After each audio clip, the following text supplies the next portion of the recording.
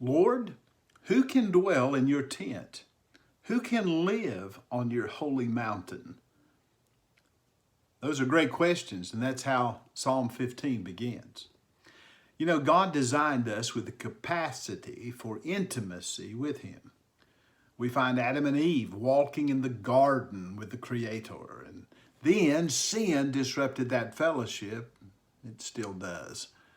The good news is that God sought out those first humans, and He seeks after us today. David shows us how to have intimacy with God here in Psalm 15. The question is whether we will respond to this holy God. Will I deal with the sin barriers in my life?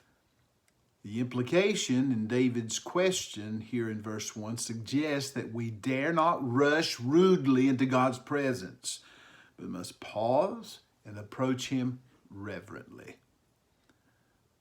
Does He love us and desire our company? Of course. Yet, He is God, a God so holy, above and beyond us. So to approach Him, our walk must be upright. David asked the question, Lord, who can dwell in your tent? Who can live on your holy mountain? Here's the answer in verse 2, the one who lives blamelessly.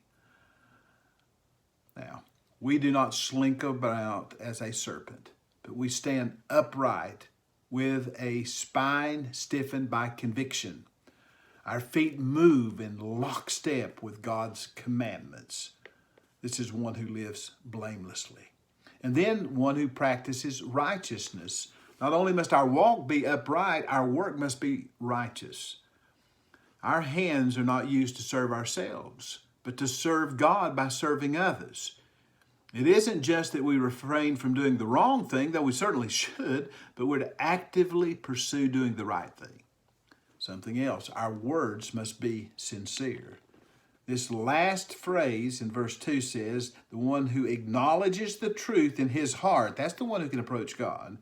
And then verse 3, who does not slander with his tongue, who does not harm his friend or discredit his neighbor. Our words must be sincere.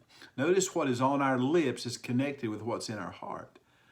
There's to be no hypocrisy or inconsistency but what we think and what we say. Integrity demands that we mean what we say and say what we mean. Our words are spoken to build up and not to break down. Backbiting is banished from our mouth. Such a person does not take advantage of his neighbor or use his friends. He or she has the best interest of others at heart. Who can have intimacy with God? Well, that happens when our associations are godly. In verse 4, it says that this is the one who despises the one rejected by the Lord.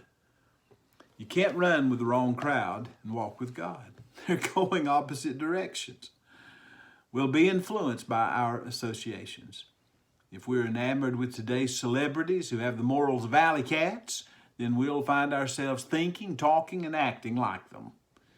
If we honor holy men and women by meditating upon and modeling after them, then their influence will inspire us.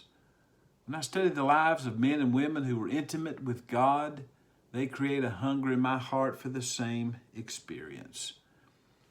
But then also the one who has intimacy with God is the one who's learned that our possessions must not possess us.